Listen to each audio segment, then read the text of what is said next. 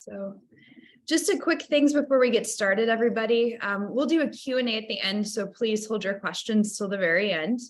I am recording this webinar and I will email out the recording to everybody who registered tomorrow morning. Feel free to share it with anybody. And then if you haven't already, please mute yourself.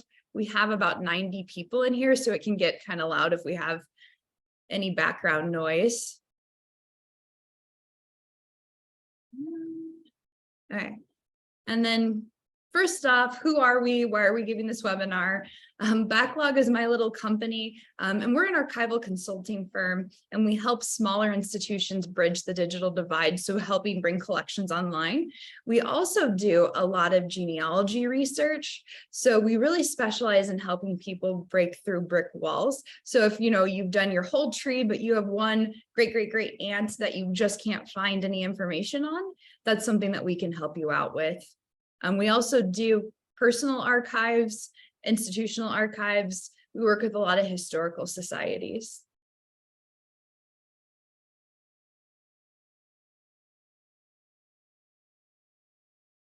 Yep, and I'm Emma. I founded Backlog in 2021 after I was laid off during the pandemic. Sorry, I keep getting requests to come in. I founded Backlog in 2021 after being laid off during the pandemic. I found that a lot of places need a little bit of help with archives, but not necessarily someone full-time. And we've done a really good job at kind of filling in the gaps and doing volunteer training and helping set up digital archives.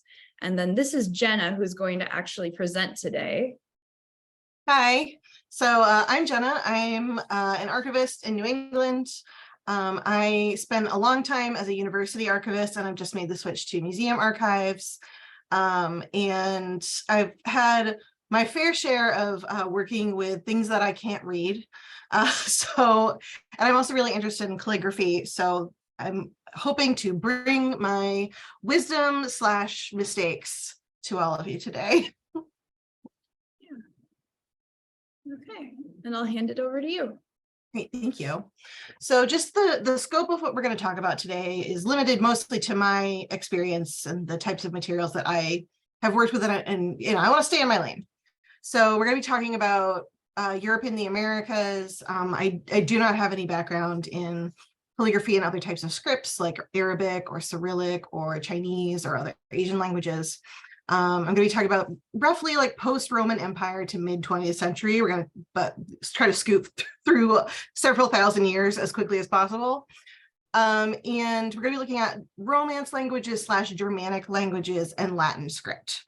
So these are mostly languages that came out of Europe. That's the type of experience that I have, the type of documents that I've worked with. Did many years of Latin study in my youth.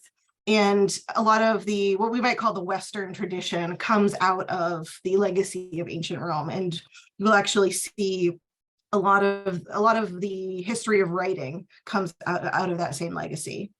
Next slide, please. So just some terms and concepts when we're talking about handwriting. Paleography is the study of historic writing systems, not the study of the content of what's being written, but how to date manuscripts based on the type of handwriting, deciphering as historic handwriting. Whereas orthography is the set of norms in a language related to letter forms, spelling, punctuation. Like, I don't know if any of you have ever seen something handwritten by a person today who is an Italian speaker. They use different characters for quotation marks than we use. And sometimes the A's look more like O's. That's just something I've noticed, but based on like personal correspondence. So that's like an orthographic difference, where most of the letter forms are the same, but not entirely. Oh no, the audio is breaking up. Is it any better now? I don't know what to do. You're fine. Just keep going. Okay. All right. So majuscule is what we would call uppercase letter or capital letters. Minuscule is lowercase letters. So some types of scripts are entirely majuscule or entirely minuscule, as we'll see as we go through. Next slide, please. So when we talk about individual letters, ascenders are the parts of a letter that ascend above the center line of a letter. So you can think about the tall part of a lowercase h. Descenders go below the baseline. So like in a lowercase g, that tail bit that hangs under. And ligatures are the joining of letters in handwriting or print. And we'll see some examples as we go through. So I'm going to go through some different writing styles and give some examples and describe some of their characteristics. But I want this to be an exercise in looking, I mean, there's not going to be a reason for you to understand the difference between Unschul and Carolingian in your daily work. The definitions aren't that important. But I want to promote a familiarity with letter forms that I think will be useful to everyone in trying to decipher things in the future. You might recognize some of the names of these script styles from typefaces or names of fonts. And in going through different styles, you might be able to recognize enough that you understand, oh, okay, this probably dates to say the 1830s or the 1750s. So if I look at other writing from that time period, I'll be more comfortable understanding the letter forms and comparing and being able to decipher a sentence based on that knowledge. Next slide, please. So Roman capitals is kind of where we're starting. This, all majuscule, all capitals. We still use this in buildings, monuments. Some Roman text, if you actually look back at ancient Roman buildings, they have small dots between the words instead of spaces. And you actually still see that if you ever turn on the like printing version in Microsoft Word, where instead of a space, it will show the number, there'll be little dots to show the actual spacing of characters. And Roman, lowercase, also refers to this style of printed text. So think like Times New Roman. It's a new Roman font and it was created for the times. So next slide, please. So as we go from ancient Rome into the medieval period, the types of scripts that you're seeing coming out of Europe are mostly coming out of monasteries. And so these are often religious texts. And these are also just centers of learning. So literate people would often be congregated around religious life. So these types of texts are called Unschul or insular. Insular is from the Latin word insula, which means island. So that refers to Ireland, Wales, and England. So like this is, I believe, from the Book of Kells, this particular example, which came out of Ireland. So these letter forms are very rounded. And even though, they're so rounded that we might think, oh, it's all lowercase, it's actually a majuscule font. But it's usually used for Greek and Latin manuscripts because this is very early. You can see this is very early Middle Ages. Next slide, please. So this is just zoomed in what these letters look like. So you might still see this as a decorative font. You might see a lot of when things are supposed to look Irish, they will be looking back to the Unschul fonts. But it's, it doesn't look super familiar to our eyes the way that the letters are formed. You can start to get there. This is also in Latin, so that's the other problem. But you also have some illuminations. So particular letters, are illustrated. But you can kind of see, like, even though everything's very, very rounded, there's an R towards the bottom, and that's what we would think of as that's a majuscule R. So it's a very interesting style of writing, and a lot of other styles come from this. So next slide, please. So Carolingian mostly comes out of France. It is a minuscule font, so it has capitals and lowercase letters. It's developed from the Unschul scripts with the idea that it would promote literacy between regions, so that if something, a lot of correspondence is being done in Latin anyway, but the handwriting was varying enough between regions that this was developed to try to combat that. Both blackletter and humanist minuscule later derived from it, so we'll get to those a little bit further down in our timeline. Next slide, please. So this is zoomed in. You can see it's some of the same rounded letters that you would see in Unschul. But you've got capital and lowercase letters, but things are starting to be a bit more pointed, a bit more defined. Next slide, please. So black letter, you're going to hear this called Gothic bookhand, Fraktur, Textura. These are all types of bold black letter fonts. So this was developed around 1150 or so and used throughout the early modern period to around the 1500s in Western Europe, but in Northern and Eastern Europe, this is used through the 1870s. It's got a strong association with German text, but it's definitely not limited to this language or this region. And it was developed to be less labor intensive and smaller than Carolingian, and that's why, some black letter type is very small and it is very compact and hard to read. And it was used in printing as well. So even after you see the changeover from handwriting to print, there would be books published entirely in black letter. Next slide, please. So here's an example of a black letter script. So a couple more examples of variations are Bastarda and Rotunda. So they're all black letter broad pen scripts. So you'd have your pen would have quite a wide nib on it, but there were many regional variations.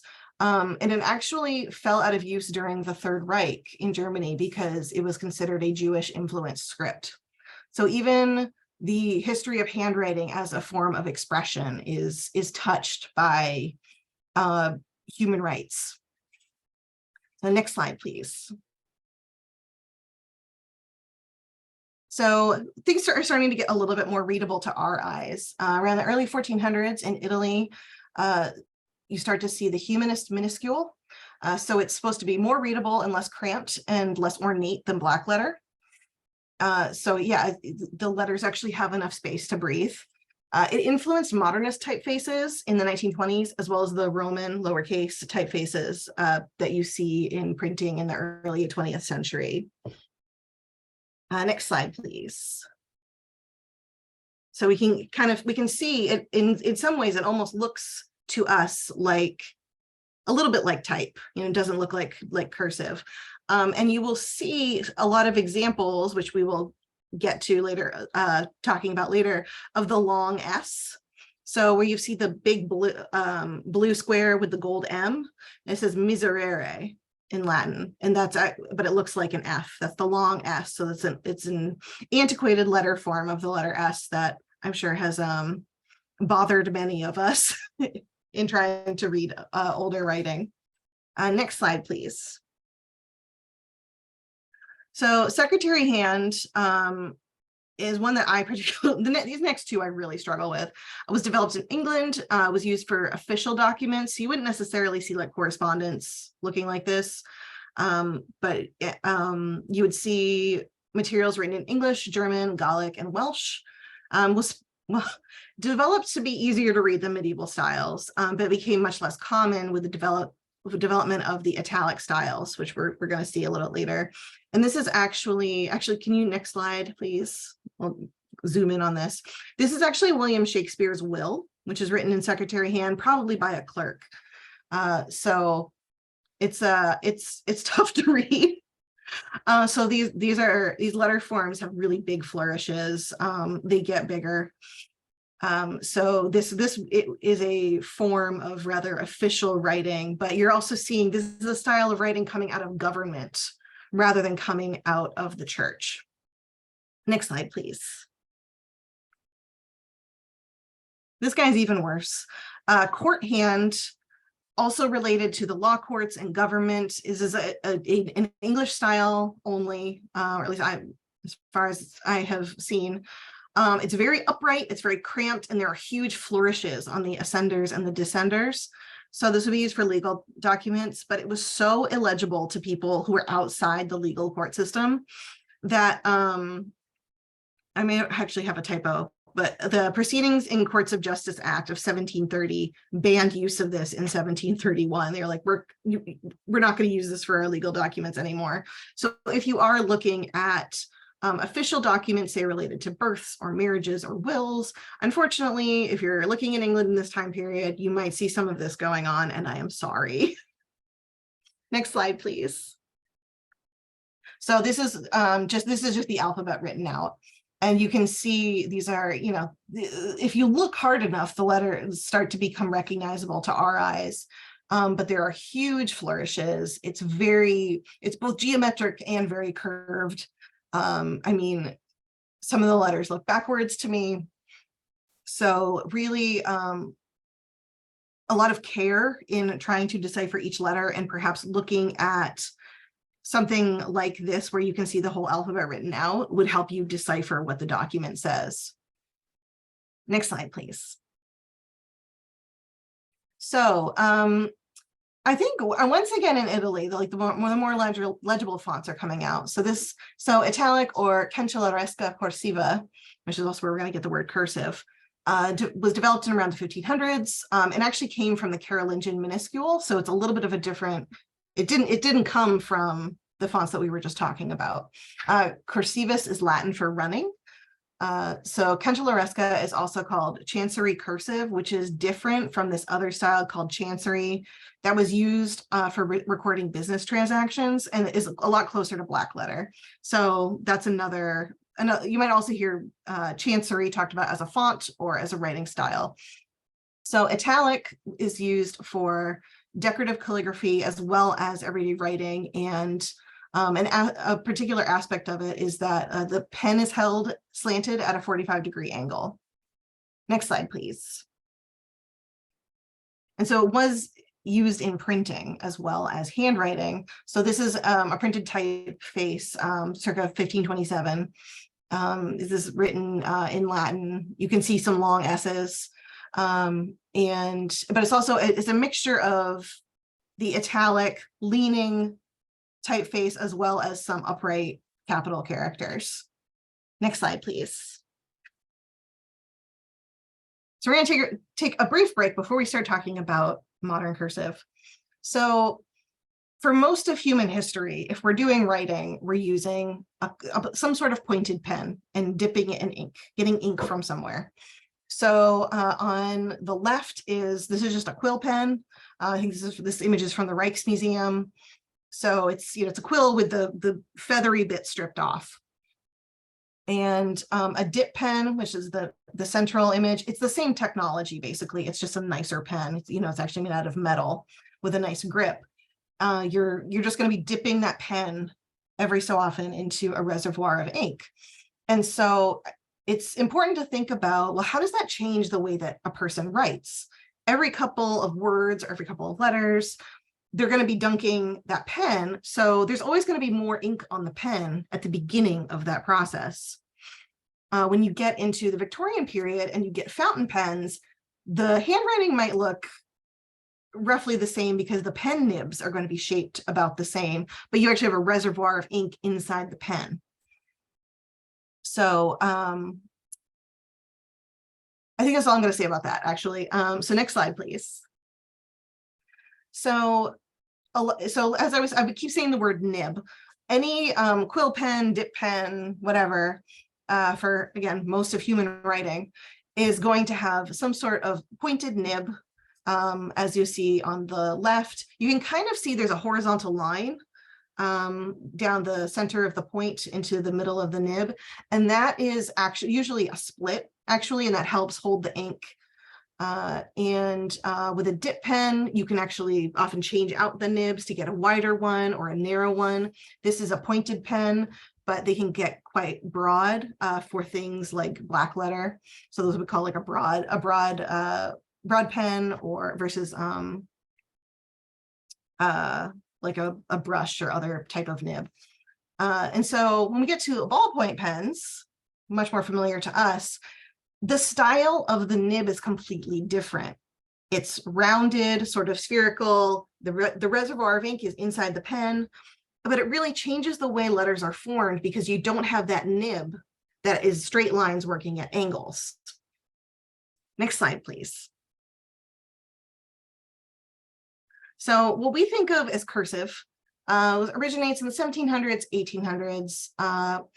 they're generally developed to enable the writer to avoid picking up the pen as often. As you can imagine from some of these other styles we've seen, each letter is quite laborious, but cursive is for running. So ligatures, so those connections and loops will connect letters on the ascenders and descenders. But as this style of writing develops, it's not standardized, and neither is how we spell things. So in the 1800s, but before the invention of the typewriter, neat cursive handwriting was used for business as well as personal writing. But there were some standards starting to develop about what good writing looked like. Next slide, please. So roundhand is coming out of the 18th century because it's very elaborate, but also very readable. And I think I had, sorry, I've talked ahead of my notes. So George Bickham was one of several handwriting developers who thought about this in both a literacy and an artistic way. How can we create writing that is beautiful, but also that people can actually read? So the part of the readability comes from the pointed nib having both thin and thick strokes, so you can see real variations in the letter, and that helps your eye move along. Next slide, please. So here you can zoom in, and even though this is from the 1700s, this is pretty readable to us. Now, not everybody was writing like this, but there was a recognition that there is cultural value and also, business value, legal value to having writing that is universally clear to read. And when you think about it, some of the older script styles were also coming out of a desire for people to be understood in different regions. Next slide, please. So Spencerian is another type of cursive font. This is coming in out of the 19th century. It's based on a copperplate script, which is itself a type of roundhand. So this is just an evolution of that form. Both copperplate and Spencerian cursives would use a pointed pen nib. So much like the image that we saw earlier of that really fine point, that's what you would use for this type of writing. You get those nice thick lines from really pressing the ink out of the pen. So this was the standard, especially for business writing in the United States, from around 1850 to 1920. If you wanted to do good business writing, you'd be looking at doing it in Spencerian.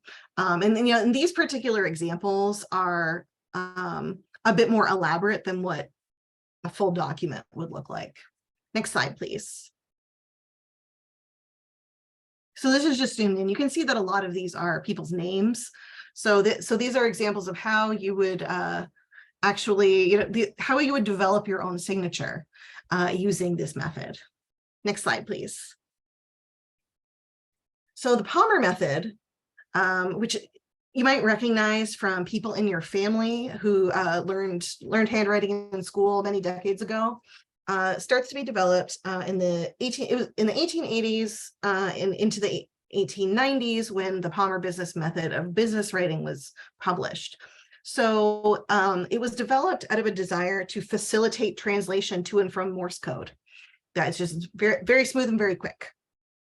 It's because it's faster to write. It allows for using the muscles in your whole arm and not just your fingers. If you think about the different types of pen pressure that you need to get those big loops in other forms of handwriting, this is something you can kind of, even if like your hand hurts, you can still write in this style of cursive just by kind of moving your whole arm. Next slide, please. So you can kind of zoom in, maybe your grandparents' handwriting looks a little bit like this, or you might see, just any personal correspondence or even school papers written like this. Next slide, please. So this is, we're getting a little bit ornamental again here. So around the same period as the Palmer method, a little bit later, the Zehner-Oberloser method. So it eventually became more common in the 20th century as use of the Palmer method waned. So you still get some of those variations in the weight of each letter. But it's still just a fast way of writing. This is also a type of writing that would work well with a ballpoint pen as those became more common. Next slide, please. So that's just zoomed in. You can kind of see some of the changes in letter weights. Next slide, please. So this is what I recognize from my childhood as Danielian. So it was derived from the Palmer method, so not from Zander-Boser. Between 1965 and 1978, it has both cursive forms and print forms. So I remember being in school, you start out with the print forms and each lowercase letter had a little curl at the end, and that's meant to teach you to go into the loops that you get in cursive. So it's sort of it's a prep for getting into cursive writing. Next slide, please. So you can really see, like, this like takes me back, like this might have been a poster in my like second or third grade classroom. Next slide, please.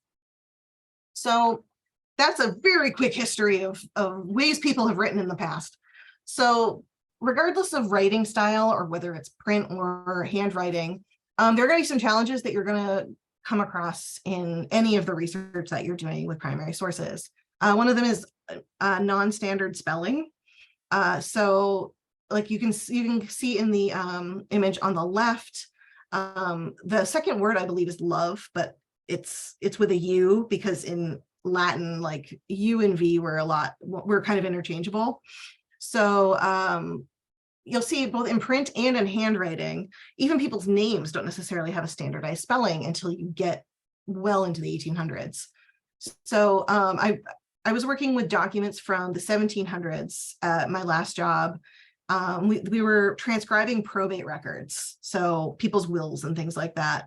And one of my students got so mad because the word bed was once spelled B-E-A-D, like bead. And she was like, why can't they just pick a way to spell it? So sometimes you're maybe looking at a word, you're like, that's not a word, but I'm pretty sure I can tell what all of those letters are. It could just be a non-standard way of spelling. And of course, the long S versus the round S is, I think, going to plague us for a long time, especially when you see words like Massachusetts written out. So this is just an alternate letter form. But in the center image, you can see both the long and the round S being used. Like they both existed at the same time. And there are particular rules about when you would see the long S. So like if you have a double S, it'll be a long and then a short. But if it's at the beginning or the end of the word, it's going to be a short round S. So it's just an alternate form. You can tell the difference between a long S and the letter F. You just have to look really closely, whether it's handwritten or printed, because it actually won't, if it's printed, it actually won't have that crossbar that the letter F has. And so you'll see this both in handwriting and in print. And it's a sort of, I don't know if you call it muscle memory if it's with reading, but you do get used to it the more you practice. And it looks impossible, but it's not. Cross-writing was a way of saving paper. So someone's writing a letter and they cover the front and back of the page. It might even be like a booklet, like you got 4 pages, but they're not done talking. But so rather than adding an additional page, they'll rotate the page 90 degrees and keep writing. And honestly, the only way to decipher things like this is slowly. I have done it and it's rough, but you just have to take your time, every 20 minutes, look at something that's 20 feet away. To rest your eyes a little bit. But this was in use. I see this a lot in the 1800s in correspondence. People are writing letters every day and paper can be expensive or otherwise scarce. So they really want to maximize the real estate of the page. So you're going to see some cross-writing sometimes. Next slide, please. So so in talking about print, that doesn't necessarily mean like, oh, thank God, like it's going to be easy to read. So this is one sentence from an 18th century newspaper. And want to just look at this first sentence. So it's the French king, having given orders for the coining of a new sort of money and reforming the old coins, has published an edict dated at the 6th instant, whereby he ordains that the notes, and it just keeps going. So it has something to do with money, but let's kind of break into how you would even start to take apart this sentence. So next slide, please. So a couple of things in the word edict, which is circled in orange, that's a ligature, so the joining of letters. And so you do get that in print, not just in handwriting. You don't really see that as much anymore. There are some fonts will do that, but it was much more common with a greater combination of letters in earlier forms of print. The 6th instant is a referral of refers to a date. So it's the 6th of the month, and also you'll see that even though it does kind of look like an F here, it doesn't look like the crossbar is missing. That is an S for instant. So the instant usually, sorry, not usually, always. Instant refers to the current month, so the 6th of the current month. Ultimo is the previous month, so it says the 6th ultimo, that's of last month, and proximo is for next month. Like, I'm going to send this, the 6th proximo is of the next month. So those you'll see both in, both in print and handwriting. That is just a way that people in English talked about time. Next slide, please. So again, with the long S, it's a new sort of money, not a new fort of money. And if you compare this long S to lowercase f's in the same font, in this particular typeface, it's not very different. So sometimes you're just going to be working with context clues. You're like, well, I know there's not going to be a new fort of money, but I completely lost my train of thought. I'm sorry. Really working with context, trying to compare that with the typefaces, I can see some subtle differences between the long S and the lowercase f. Next slide, please. So, and these are more examples of the long S versus the F. The curvature is slightly different, but hopefully in the documents you'll be encountering, may you have very varied F's and S's. That is my blessing and hope for you. Next slide, please.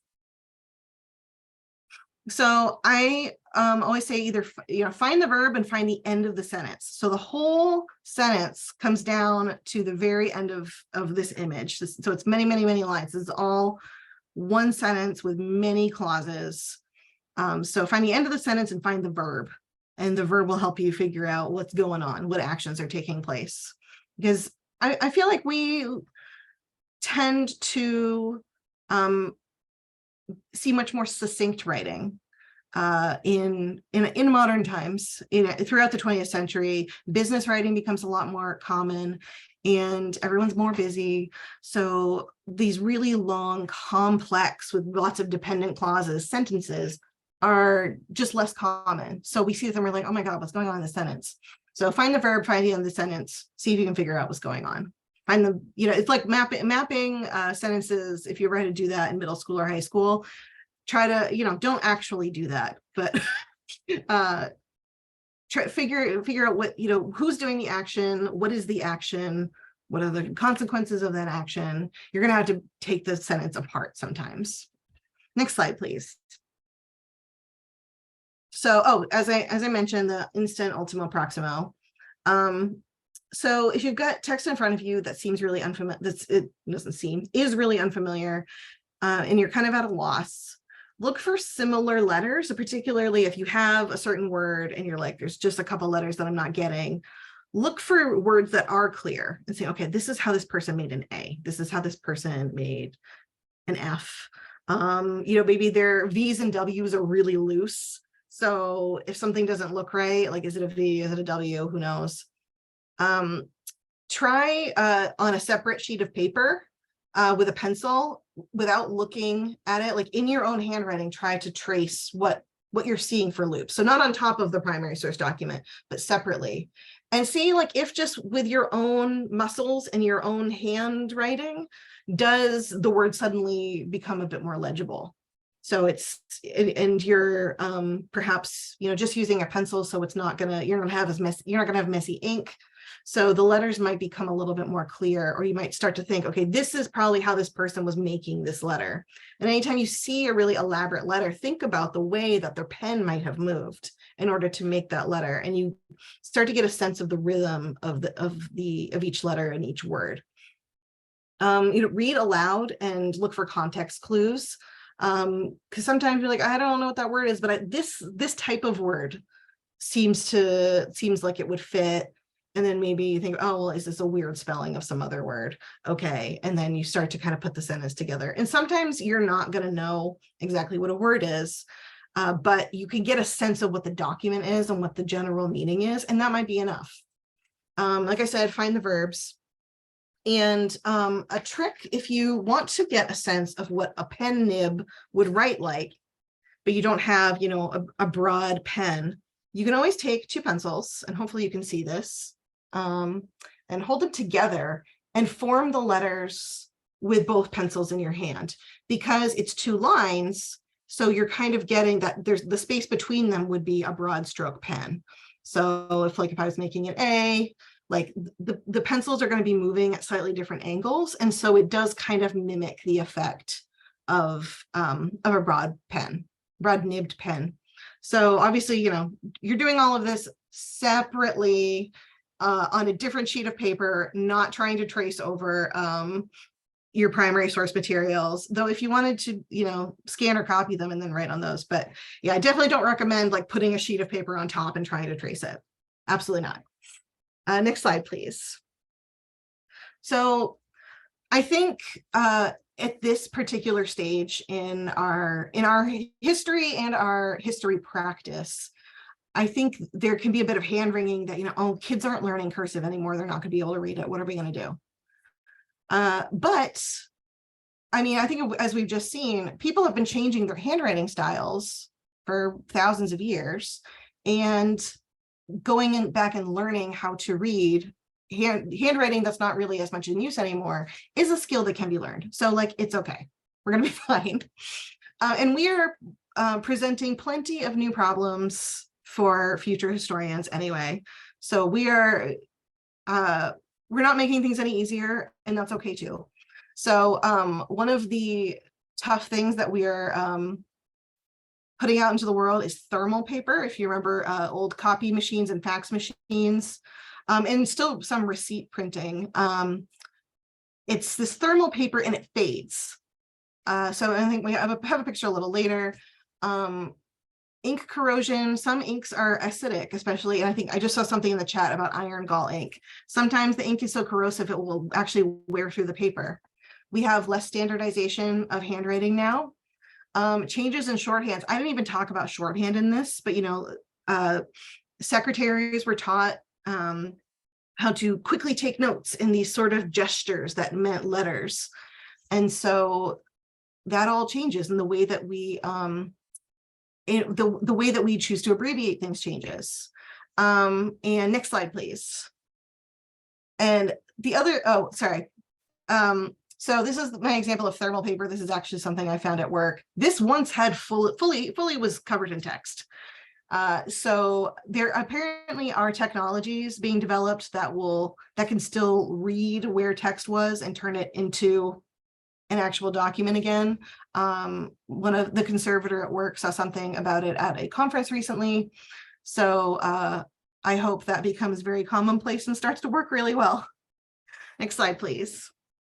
The last thing I want to talk about is that, yeah, we use a lot of emojis now, especially in, casual writing, text messages, but people have been doing this sort of thing for thousands of years. So this is from the University of St. Andrews. This is called a manicula, like manos, it's hand pointing. And so it's just a marginalia to make a point, like pay attention to this bit. So we've been using little illustrations to make meaning alongside our text for thousands of years. And that's cool. And I think having that through line through much of human culture and history is really lovely. And, we might change some parts of how we form our letters, but we can still understand each other and work to actually understand each other's handwriting, but at our core, we like some little pictures. We like to spice up our writing a little bit. We like to write in our books. And there's that commonality that I think is really lovely. And you can really discover the humanity in people in the past by examining the way that they write. So that is all I have for you today. But please ask questions. I know there's a lot going on in the chat as well. I think some of it's discussion. Yeah, let's plug our upcoming webinars and then we'll hit the chat or questions. Okay. So the next webinar I'm going to be doing is in 2 weeks. It's called Dignity Through Description and Empathy and Metadata, Strategies for Inclusive Archival Practice. And this comes out of some of my, when I was doing history graduate work and also just the things that I've encountered as an archivist, trying to think about and work against historical practices that have used language to remove people's humanity, whether it's things like racial slurs or outdated language, or I mean, types of language have been invented to describe people, especially racially. So how can we, even when we're working with historic documents, which might have that indignity and oppression in them, how can we recognize the subjects being talked about and recognize their humanity in our description? How can we try to capture more fully the lives of people who've lived, even if in the documents that describe them, they are not treated as fully human. So for example, I'm actually, the same project that I mentioned earlier was working with probate records. We were actually looking for evidence of slavery in Rhode Island, because if people had enslaved persons in their household, they were actually part of the estate. So when a will was read, there would be human beings. So how can we talk about these human beings whose existence may not be documented anywhere else? How can we talk about them in a way that doesn't just reinscribe the inhumanity that was done to them? So that's what I'm going to be talking about. Yeah. I think is that, and then you have stuff. And then we're going to do a couple on, how to preserve digital materials. We're going to do one on a Sunday at the end of this month on preserving early digital photographs. If you guys remember point and shoot cameras before we had iPhones with better cameras, if you had like a Nikon or if you had a Canon, they had their own file types. So to open those photographs now is kind of tricky. So we'll go into that in that one. And then our other digital one is what happens to your online accounts after death. So what happens to my Gmail or Facebook in those photographs? And every platform is different. So we'll go into that later in July. And so these are more for kind of like genealogy or a personal archivist, like how to handle your own records. And we'll go to questions now. And so we'll toggle between the chat and taking questions if you just want to unmute yourself. Was it Anne? I think you were trying to raise your hand. Or we have yeah. So if anybody wants to unmute and start, and then we'll get to ones in the chat. I just had a quick question, I guess. So I studied 19th century American literature and culture. And one thing I've come across is the inconsistency in spelling, particularly of people's names.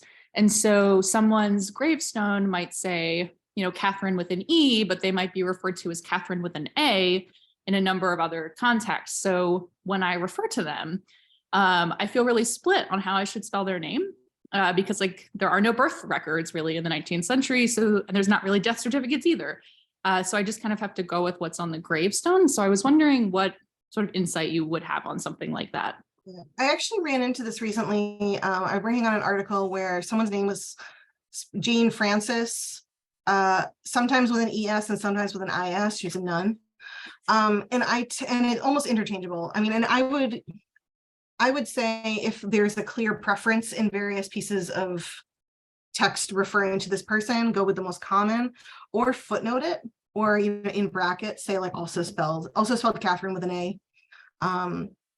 And that's really kind of up to everyone's judgment. But I think how to put this, the choice you make is your choice, but I think it's important to also document in whatever historical research you're doing to note that like other spellings are available, so that, and that will help future people who are researching this person to look for alternate forms of the name. And with non-names, with any other words, I also think it's really useful to look at like the Oxford English Dictionary.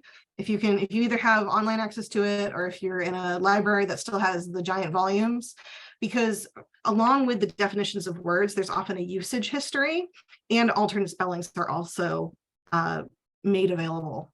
So it gives like, it might give an example of, oh, in 1748, this particular word was used, and but this was the spelling at that time. So that might give you some clues, which obviously I know that was not your question, but that is another method for dealing with unfamiliar words.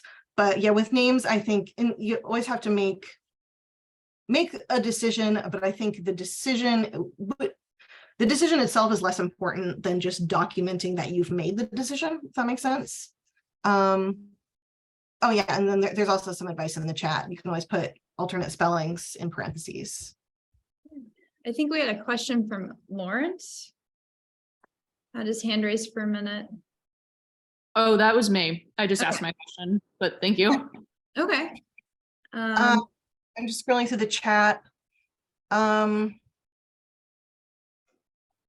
there's a lot. There's a really great discussion. I love seeing this. Yeah, just retyping thermal paper from the 80s. That's smart. Whenever I find it in an archival collection, I always photocopy it, so that at least we've captured the document at the most legible it's ever going to be to our eyes, and reprinted it.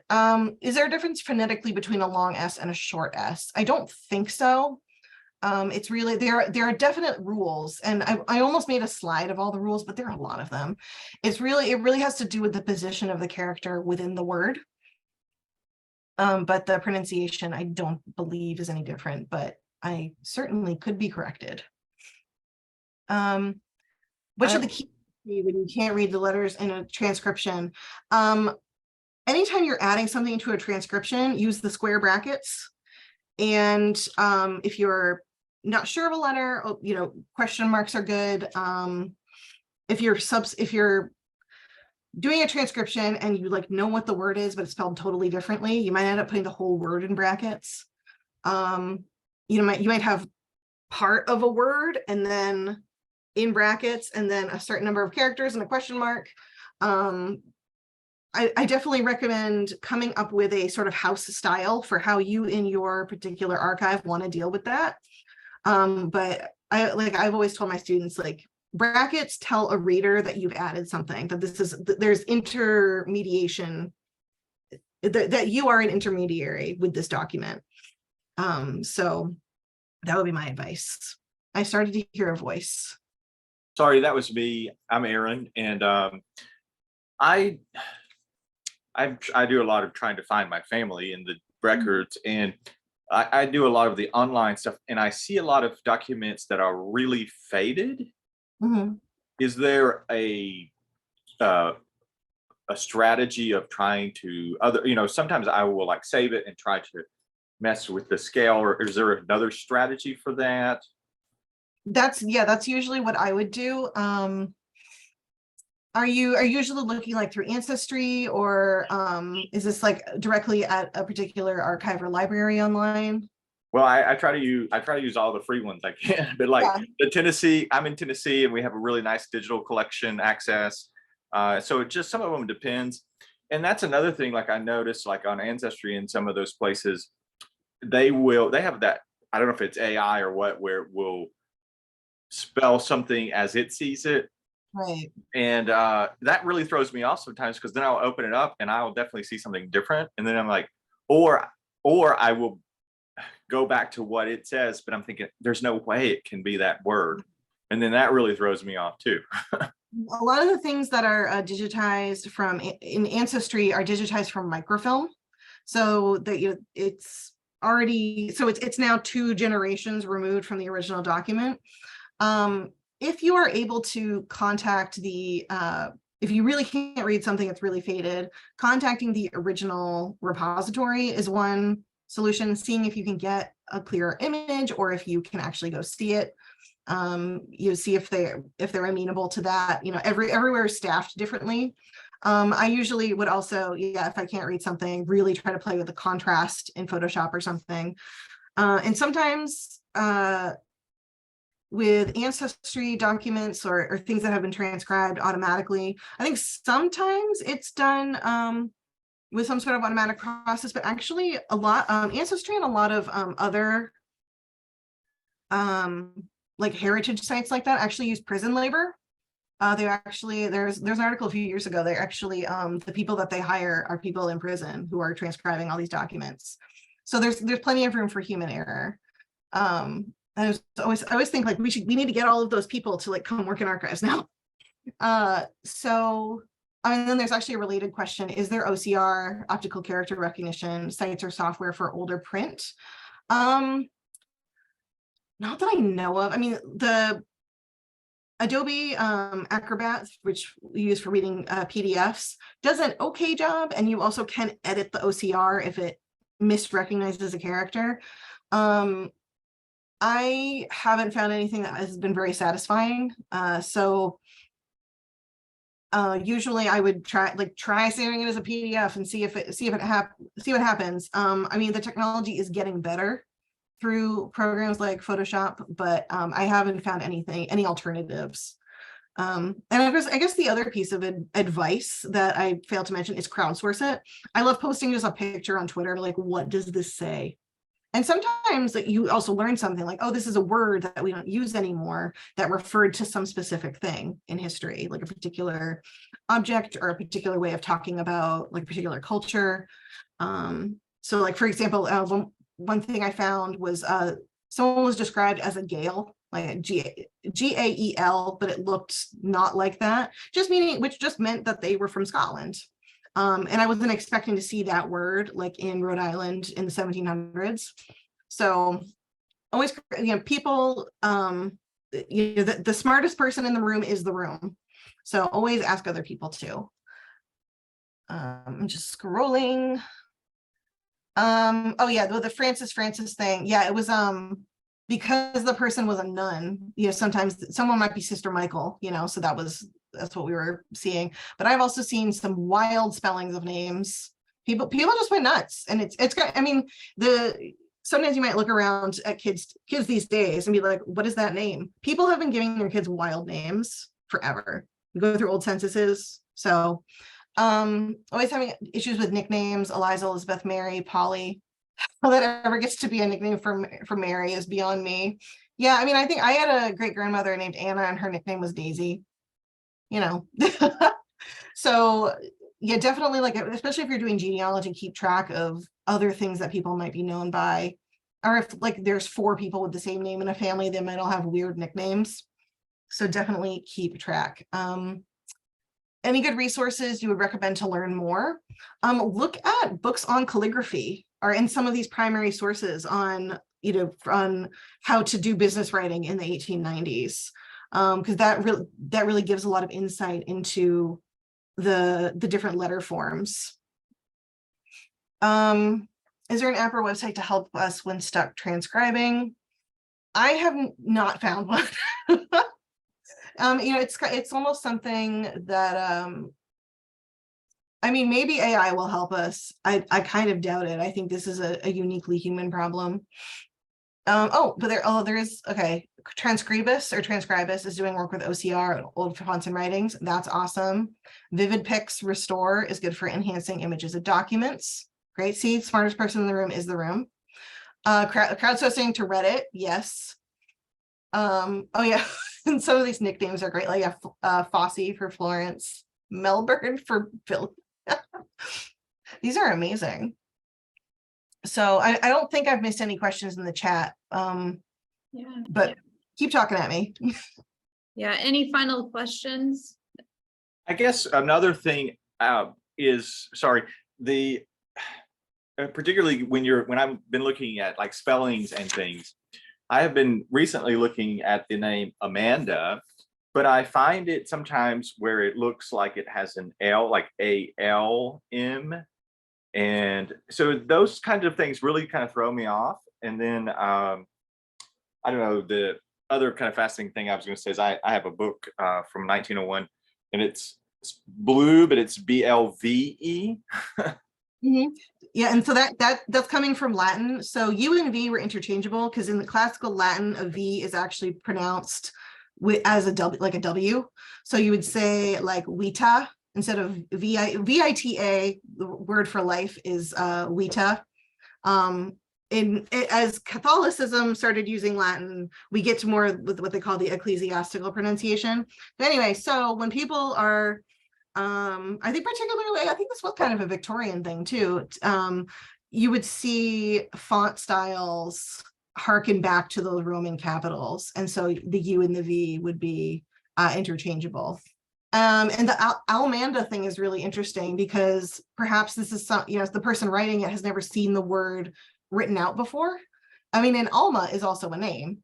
But perhaps, they've never seen the word written out and they're writing it down and someone's accent sounds like it's saying Almanda. I had, I think a great aunt or something called Amanda. And I recently found an article that mentioned her, but they called her something like Amandi, which is like, that is just someone with a Maine accent because that's where my family's from, Mandy. So I mean, that's not how her name was spelled, but that's how it was actually written in the newspaper because clearly the person was just like, oh, Mandy, yeah. So I can't remember where I was going with that, but yeah, so there are lots of different variations on spelling names, not even just because there wasn't standardization, but because people hear it differently. McLean, yes, yeah, and I've seen a lot of like Hazard is one of the names that we see a lot around here. So you see it like Hazard the word, you see it with 2 Z's, you see it with 2 S's, a Z and an S. It's all the same person or the same family. So yeah, people just went nuts in how they spelled things. It was very free. Oh, and there are some great opportunities for transcription that are popping up in the chat as well. Yeah. So any last questions? We're at an hour. Oh my goodness. Yeah. Yes, ma'am. I have a question for Emma. If I were interested in using her services to break down a brick wall, because she mentioned that at the very beginning of this presentation, how would I go about seeking that? What process would I need to do? Pam, if you can shoot me an email at that email address on the screen, hello, Okay. backlog-archivist.com. Okay. I can talk to you about it that way. We've got a team of genealogists, all of whom have worked in genealogy professionally, so in genealogy reference, and we can get started. Just shoot me an email at that hello email address, and that's me on the other end. Okay, wonderful. I'll do that. Thank you. Thank you. Let's see, one more question, tips for writing on different mediums such as pottery. Think about how the writing was done. Was it done, while the clay was still wet and then it was fired? Is it painted on? What types of tools would have been used to create that handwriting, and see and think about how that would have changed the letter shapes? I think that would be my advice. All right, any final questions from anybody who needs to unmute? Okay, and I think a few people came in right at 6 p.m. Central Time. I think that sometimes when we post these, the time zone differs. So anyways, if you just came in, we are recording this and I will email out the recording tomorrow morning if you registered, which everybody in here did. And so I will email a link to the recording, and it's on our YouTube page. Our YouTube page is Backlog Archivist, so it will pop up there tomorrow morning. But thank you everybody for coming. And we will see you at our next webinar. Thanks, everyone.